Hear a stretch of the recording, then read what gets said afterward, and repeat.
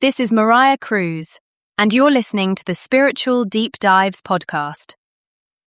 What do the Shroud of Turin, esoteric teachings, and hidden spiritual traditions reveal about the true image of Jesus that the Church has never fully explained?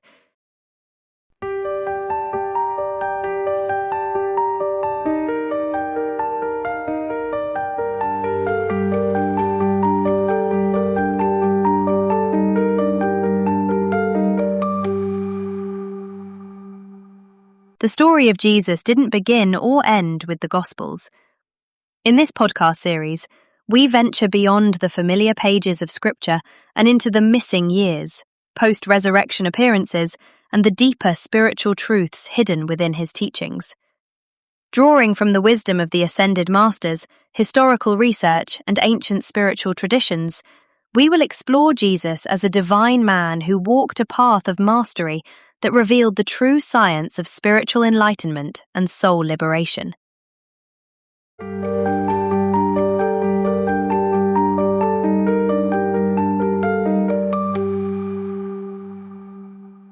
This series was researched and is presented by Joseph and Stephen Macchio, respected lecturers on ancient and modern spiritual teachings and authors of The Orthodox Christian Conspiracy. Be sure and check the show notes for links to the resources mentioned in this episode. So let's see what the Macchios have for us today. Welcome to Uncovering the Spiritual and Historical Life of Jesus. This is episode 21. I'm Stephen Macchio. Joseph Macchio. And we are beginning now in this episode discussing the physical appearance of Jesus. Yes. And so there's a lot of controversy regarding what did Jesus look like. As a matter of fact, there was one show not too long ago, a couple of years ago, that they studied the shroud and tried to make a 3D imprint of it with all this technology. Yeah. And the end result was a horrific-looking image of Jesus. It was a terrible situation. I didn't know that. I watched this whole show for a very long time. It was a scientific, conceptual understanding of how do you take the shroud and bring a 3D image from it. Yes. So I thought we were going to get something good out of it, but turns out that wasn't the case. So what do we have here? Well, what we have is the image of Jesus. Thank you for reminding me. This is what I have here.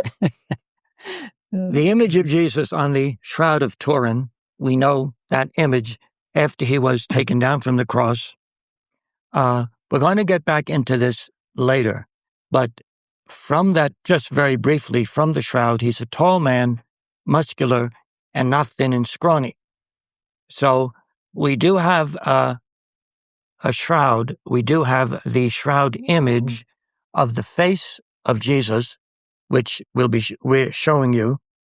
And we also have, to show the sameness of it, the painting of Jesus by the artist Charles Sindelar, which we use here at the Summit Lighthouse. So we have the shroud image, we have the Sindelar image, we also have the statement of Jesus in the dictation regarding his appearance. So in this dictation, Jesus says, quote, "And let it be known that this image of myself, which I have released through the artist Charles Sindelar, is indeed the very same image that you will find on the Shroud of Turin, and it is unmistakable." Right. Now, I just want to interject here that, people might be thinking, well, why Charles Sindelar? Now, we don't know exactly why Jesus chose this particular soul. True. We do know from the Ascended Master's teachings through the messenger, Elizabeth Clare Prophet, that Jesus did appear to Charles Sindelar for several consecutive days. I think it was like 2 a.m. in the morning, actually. 2 a.m. And his appearance was as the picture of the image that we just showed you. Now, one could say, well, is that Jesus when he was in heaven or the ascended state? Well, yes and no. But we now know from this particular quote and others that even though he was in the ascended state, he appeared as he did when he was here on Earth during the Palestinian mission and beyond. Yes. So I just wanted to clear that up in case someone was thinking, like, well, Charles Sindler, who? Because he's not a name that, you pick out right away, a very famous. But if you put a Google search on him, you'll find other paintings that he's done. But you'll see that one because of people who use that painting. But of course, there's no discussion about how he got that image. Many people paint the image of Jesus. And since we're talking about that, it has been stated that in many cases, the artist is usually painting the image of their own Christ self. Yes. Not in every case, but in many cases, that's what the image you have. Good paintings that are spiritual. Not that it's wrong. It's not bad because a Christ self is a Christ self. However, there are images of Jesus that are not accurate and that they focus the false imposter of Jesus. All ascended beings have an array of false imposters that imitate and try to look like Jesus, and they come in various. So the only way you can determine that is by your own attunement. You have to figure out what picture, if there's anything wrong with it or not. That's up to you to decide. Yeah. Right? Thanks for bringing that out. We also have the situation that I've seen of Jesus depicted in different races. Oriental, African, different races. And this actually means this is the universal Christ. This is the universal mind that Jesus manifested. So everyone all over the world, when they paint Jesus Oriental or African or this race or that race, it's to show the universality. We know that he didn't necessarily appear that way. However, any master can appear any way he or she wants to anybody.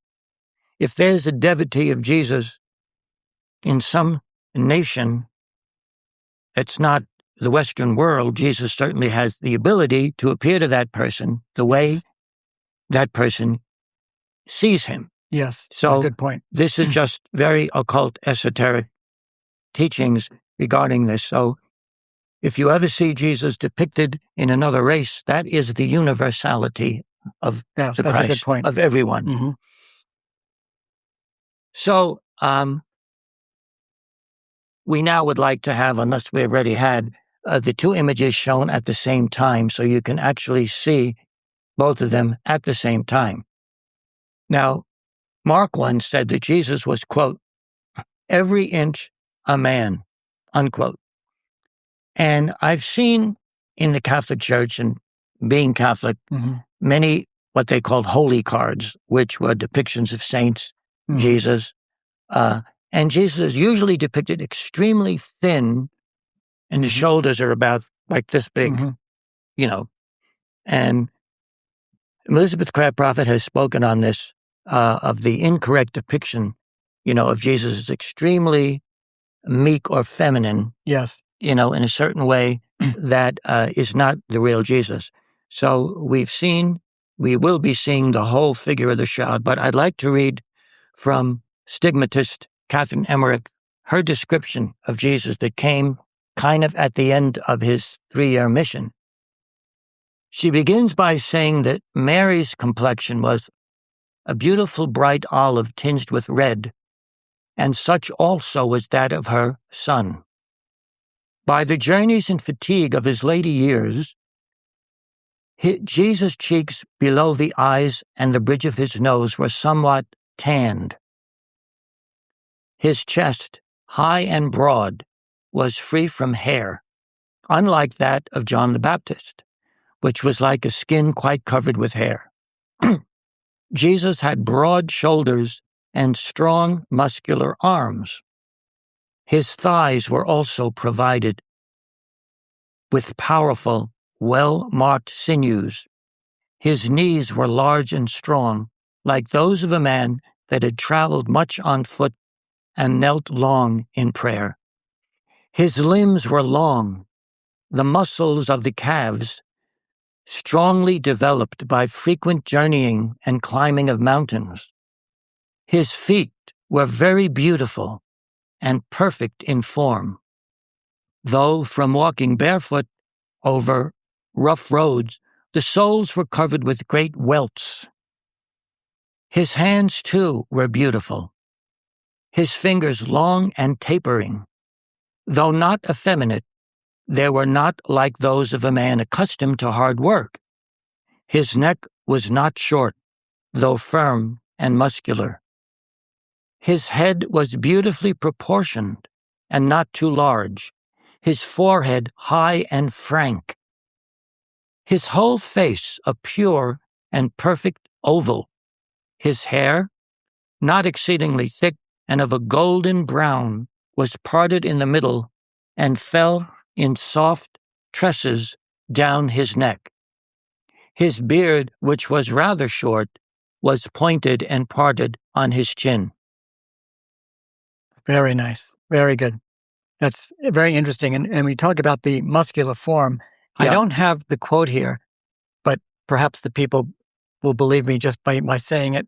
Well, we'll see. By now. Perhaps. In a dictation, Jesus said that he did concentrate on building his upper body because he knew what was to come.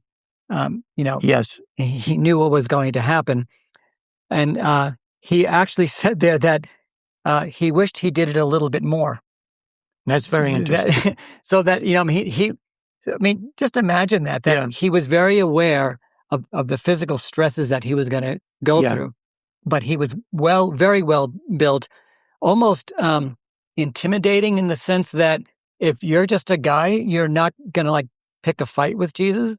If you're looking at a form that was very powerful, there would be no reason to do that. But there were times where, people would gather around him, as we know in the Gospels. But no one laid a hand on him for various reasons. But I think, now this is just my opinion here. One of those reasons is you didn't want to mess with him. This is not some scrawny guy that he's no pushover. No. You don't want to get into a scrap with Jesus. Yeah. He's a very powerful being. And sometimes, and I think in this case, the physical frame sometimes outpictures the tremendous spiritual light and energy that emanates from the threefold flame, and it has to house that energy. Now, we know from the Ascended Masters that the threefold flame of Jesus was as large as his form. And so you have to have this tremendous vehicle to house that energy. Yes. And so, the reason I'm bringing this up also is that you constantly have this interplay of the physical matter and spirituality. Yes. And it's a blend. And you cannot stuff a giant flame like that into a very small little scrawny. So I just wanted to make that point. No. That's very true. Very, very true. And I'm glad you brought that up. Well, where do we go from here? I think we're going to move to the teachings of some of Jesus's parables. I mean, we were talking about the historical and spiritual. Yeah. Yes. And so that, in a way, was a little bit of a mixture. But we also wanted to bring out some of the esoteric and mystery teachings of his parables. And so during his 3-year mission, Jesus taught in many and varied ways. Yes, he did. But he was very precise, and he knew how the people lived, what they did. If he was in a city, he would give a different explanation or a different parable than to those who perhaps lived in the country, who were more farmers or whatever.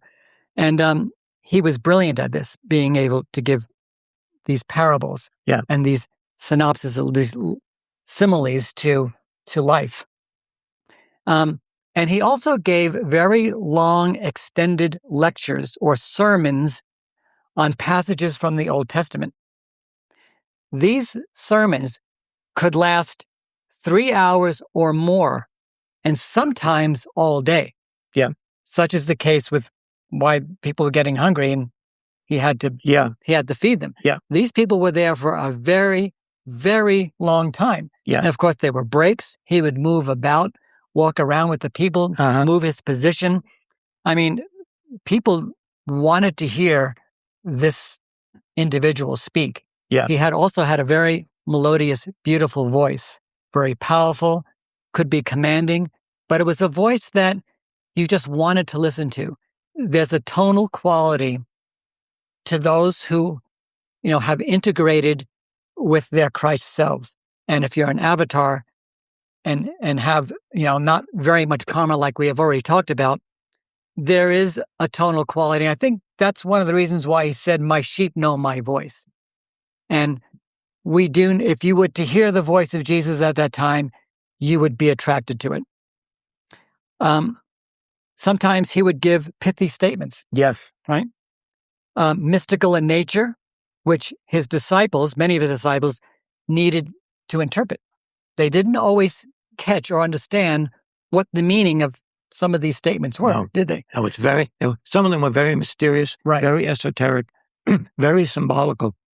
And a lot of them, most of them actually, are found in the Gospel of Thomas. Yeah.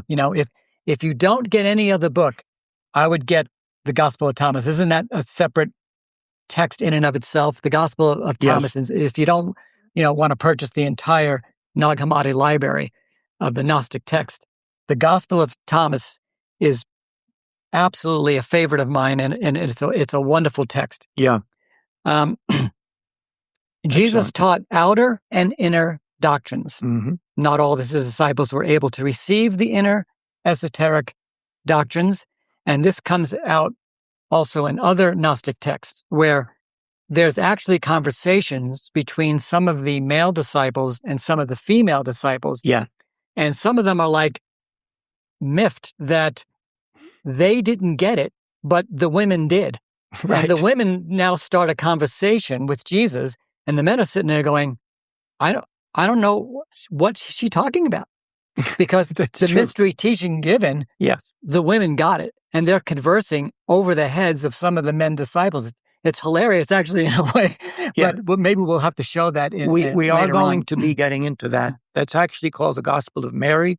There's also sections in the Pistis Sophia. Yes, that's what I was thinking of. Which means faith wisdom in Greek, which shows what Stephen is talking about, these conversations where the apostle's saying, mm-hmm. You mean to say that he told her that and not us? Yeah, and they actually argue with each other as to why they were left out. Yeah. And so that just goes to show that you have to be at a certain level of initiation to receive an inner mystery. And so that's why they were called the inner mysteries, because he didn't take the inner mystery, go out like on the Sermon on the Mount and start giving these inner teachings. People would have got up and left and said, I don't understand what this guy's talking about. So it's a process. It's a process. Mm-hmm. Yeah. And of course, Jesus is well known for his parables, right? Well, there are like 29 to 30 parables, if you count both the four canonical Gospels, mm-hmm. the canonical Gospels and the Gospel of Thomas. If you count them up, you get like 30. Some parables are like 2 to 3 verses. Interesting. They could even be 1 verse. And others are 15 to 20 verses. Mm-hmm. If you look at the Gospels, the way they're presented in the Gospels.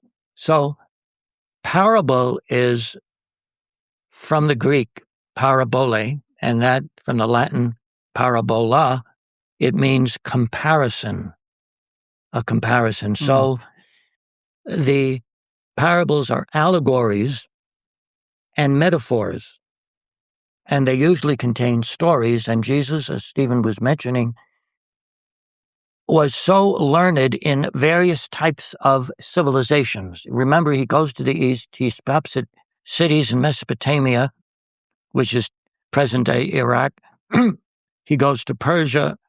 There are huge cities there. There is a whole different civilization. Mm-hmm. India, he's been through every lower classes, upper classes, merchant classes. So his stories reflect as Gautama did. Gautama was the first storyteller, really, and mm-hmm. there's a similarity between the stories of Jesus and the stories of Gautama. And some including some of the miracles. Quote, some scholars actually say that, the Christians stole from this particular story of Gautama or this miracle in Buddha's life, they stole it. Well, I don't really agree with that, but there are certain similarities and things repeat themselves, and who knows whether these people have reincarnated in another epoch, another era. Right. It's a whole story in itself, but there are similarities between, the stories and parables of Gautama. Right. Gautama was a great storyteller, especially in the original Pali scriptures. And Jesus, of course, studied the Pali scriptures in Pali. He had to. Right. So, again, the parables were part of the esoteric teaching of Jesus. And again, he doesn't always interpret them. Sometimes he did. Like in the Gospel of Mark, using the Jerusalem Bible translation, Jesus says, quote, "Things are hidden only to be revealed and made secret only to be brought to light. If any have ears to hear, let him hear." Now, sometimes this was a test. Do you understand what I'm saying? Because if you do, then there's an inner initiation that you've already gone through, perhaps in the inner temples, that this will bring to light. Right. See? And he kept speaking to them in allegories, according as they could hear, and he said nothing to them without allegories. But privately to his own students, he always gave the key. Very interesting. So things are hidden to be revealed, made secret only to be brought to light. That in itself is mysterious, isn't it? Right. And that actually brings to mind for me one of the ones that I've always liked, a key one. Jesus is just walking along on the road, and someone sees him and says, "Oh, good master." And Jesus immediately spins on his foot, turns to that place and says, "Why callest thou me good? There is none good but one, God." Now, this is a very, very interesting teaching, and I'll never forget it, because there is, the want to be good. So there is good, lowercase g, G-O-O-D, and there's a human goodness that you can be. But when Jesus says to this man, "Why are you calling me good?" He doesn't want to be humanly good. That is something that is a lower manifestation. He says there is only one good but God. Now, God good, capital G and capital G good, is a whole different understanding of goodness. It is the goodness that comes out of the meshing of the self with your Christ self. And so being merely good or doing good things is not necessarily, or it is not, the manifestation of the Christ self. That's true. And so, you see, Jesus didn't miss a trick. He could have just let that go, but he doesn't. He doesn't want to even be called good. No. And I'm bringing that up also because there's a lot of people out there in various fields of psychology that talk about just at least be good, be good, say good things about people, find something good to say about someone. Well, what is that really? Saying something good about something is neither here nor there. What we want to do is focus on the Christ self of the individual and bring out the Christ qualities, not the goodness of good people. Yeah. So I just wanted to throw that. That was a quick one. Yeah. I just had that. No, that would keep throwing it out. Yeah, well, that's all right. When it happens, well, as you should. But of course, one of the pitfalls of the so-called human goodness is the problem of self-righteousness. Very good. Yes. And the fact that I'm doing good deeds. I am doing good deeds. Well, is that ego? Right. You see, it depends upon where, who is the I? Who's the I? Yeah. Who's the I? And that attunement, it's right. Attunement with the higher self that will determine. Right, because you're speaking who's doing it. Yeah. You have a personality, but the inner meaning of that word, personality, is the pure sunality. And the pure sun is always a reference to the Christ self. Yes. And that is the true personality of an individual, is that Christ self of you. What do you got there? It says here, Now, we know a lot of the parables by their names. We have the mustard seed, the sower, the evil tenants, the parable of the talents, the tares and the wheat, the laborers in the vineyard, the 10 virgins or bridesmaids, the famous Good Samaritan, and the prodigal son. So some of these parables occur in the Gospel of Thomas and are found nowhere else, interestingly enough. But many of the parables found in the Gospels of Matthew, Mark, and Luke are also found in the Gospel of Thomas in an earlier form or a simpler form. Very interesting.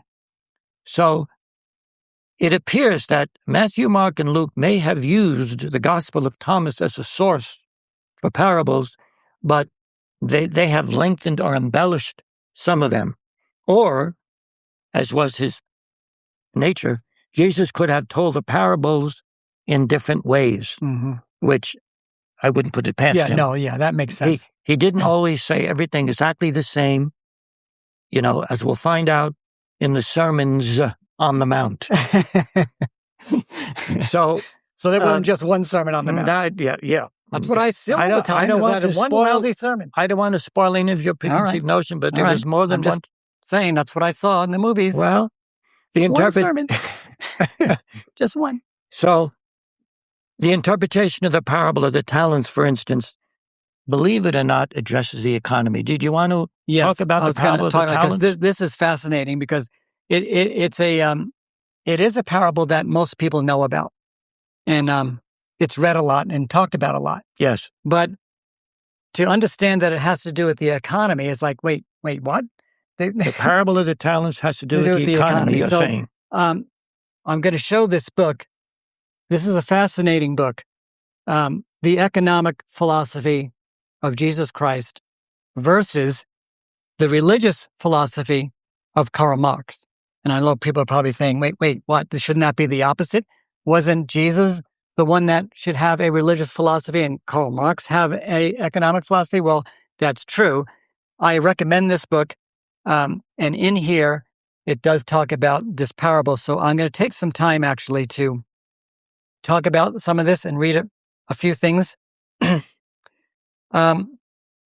actually want to begin here.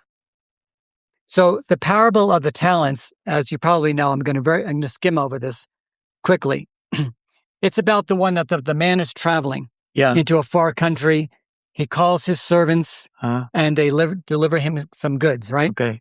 And to each one, he gives a different amount of talents to. So one, he gives 5 talents to. To another, he gives 2 talents. And to another, 1 talent. And it's to every man according to his several ability, and straightway they took the journey. Okay, so they go off into the journey. Yeah. I'm sure you're remembering this. And then they start to come back. And the one with 5 talents comes back and says, Lord, you gave me 5 talents. I made 5 more. Multiplication. So he multiplies it, right? And we remember this. The Lord says, and now the Lord here now is just the master of this situation. It's not Lord, capital Lord. He says, well done, thou good and faithful servant. Thou hast been faithful over a few things. I will make thee ruler over many things. Enter thee into the joy of the Lord. That's a very common statement that we've heard many times. Yes. Well, the guy with the 2 talents comes back and does the exact same thing. Lord, gave me 2 talents. Now I have 4 talents. Same answer. Good job, servant. Same thing. Yeah. Now, the one that received 1 talent comes and says, Lord, I knew thee that thou art an hard man, reaping where thou hast not sown and gathering where thou hast not strawed. And I was afraid and went and hid my talent in the earth. So, he doesn't have anything. None. The Lord answered and says to him, thou wicked and slothful servant, very severe. Thou knewest that I reap where I sow not, and gathered where I have not strawed. Thou oughtest therefore to have put my money to the exchangers, and then at my coming I should have received mine own with usury. He would have gotten some interest, certainly. You got to get something for your money. Therefore, take therefore the talent from him, take what he hath, and give it unto him which hath 10 talents. For unto every one that hath shall be given, and he that shall have abundance. But from him that hath not shall be taken away even that which he hath. And cast ye the unprofitable servant into outer darkness. There shall be weeping and gnashing of teeth. Now, when you first read this, you go, oh, poor guy, come on, give him a break. Yeah. He was afraid. All right. So now, believe it or not, we then from there, understanding the talents, have to turn over to the philosophy of Karl Marx. And you'll understand why in a minute here. So Karl Marx was introduced to Plato's dialectic through the interpretation of a man named Immanuel Kant. Not a very good man. Yeah, Immanuel Kant, yeah. And Immanuel Kant or Kant, yeah. And George William Frederick Hegel. And it was called this transcendental dialectic. The results in the belief that orthodox religions require faith in a doctrine that human reason cannot justify. So Kant says he maintained that Jesus originally taught a rational morality, a theology adopted to the reason of all men. See, now this is where it starts to go array because he did not teach human reasoning. No. Okay? Which was the example of, why callest thou me good? Could have just let that go, but no. Yeah. Right? Now, so from there, you have Hegel who takes another approach. And Hegel found that in love, a union of opposites, human and divine, and the transcendence of their seeming contradictions was his interpretation. So Hegel is saying, wait a minute, you think that there's human and divine, and you think it creates a contradiction, but what happens when you mesh those two, there is a transcendence. Okay, so now Hegel starts to split from Kant. And so now I'm going to read here from the book again. The point that Hegel makes about being transcendent is a very important point because we see in the understanding of Jesus Christ, the Son of Man and the Son of God, that God himself could incarnate within the individual. But in fact, it is not the human and the divine in a certain sense of that word. It is the understanding that spirit and matter, body and soul, man is the totality of the expression of God. In other words, our very humanness in the divine sense is our divinity. Our very humanness in the divine sense is our divinity. And this is what we had mentioned before in other episodes. Our very humanness in a divine sense is our divinity. Yes. See, it's an important point to understand that you don't relinquish your humanness, but that humanness is not the human consciousness. It is not the not self. Yeah. It is not the human ego. Yeah. It is not the human intellect. The humanness of an individual comes out more succinctly when it meshes with the Holy Christ self of you, and there is a divinity that filters down and meshes slowly, very slowly. It's a process that takes embodiments, at the very least. It could happen in an embodiment. I'm not going to say that because who knows what advancement you have in this embodiment. So the fact that you can mesh and bond and fuse with your Holy Christ self in this embodiment is an absolute goal that everyone should have. Yes. Now, I have more to say here, but I'm wondering if we should go a little longer or end this episode. Maybe just a little longer. All right. So unless you feel that it's going to break it up too much, I'll go a little bit longer and then come back to it. I suppose. Yeah, because this is very deep. Right. So I'm going to get to the talents back.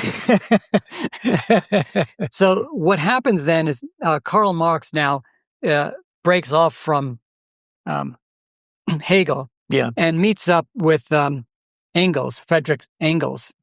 And now we get into the concept of dialectic materialism. Yes. And Marx and Engels propose that it is not the consciousness of man that determines their existence. On the contrary, their social existence determines people's consciousness.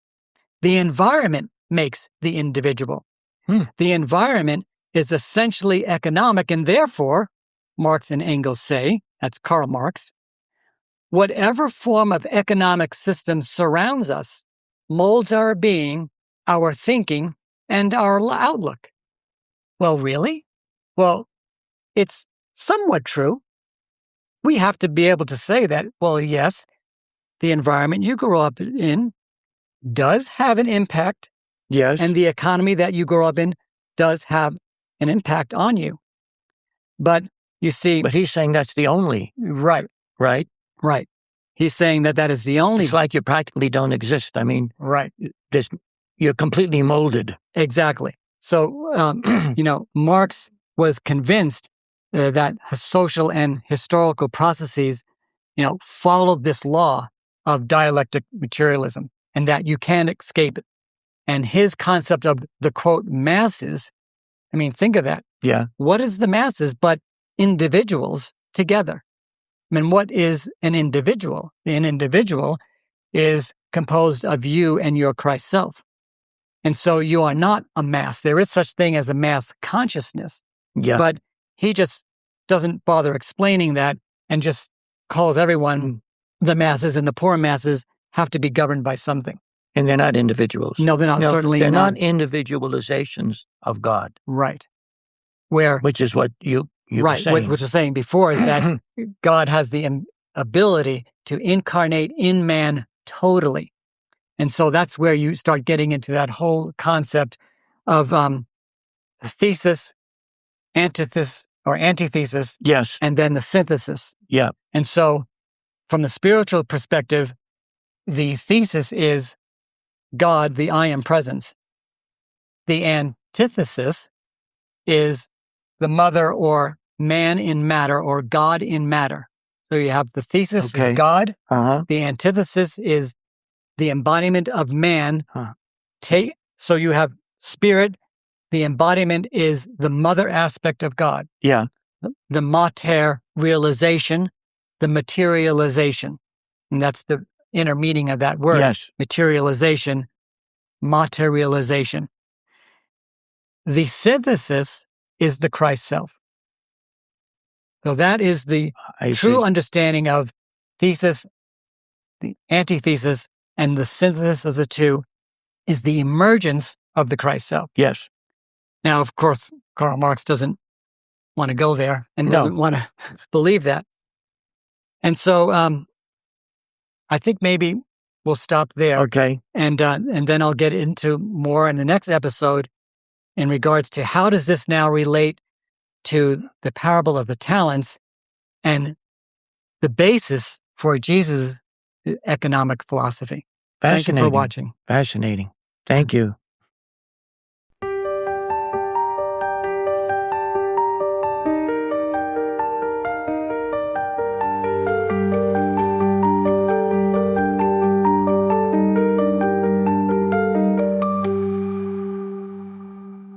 In our next episode, the Macchios answer the question, how does the parable of the talents reveal Jesus' spiritual law of light, karma, and personal responsibility?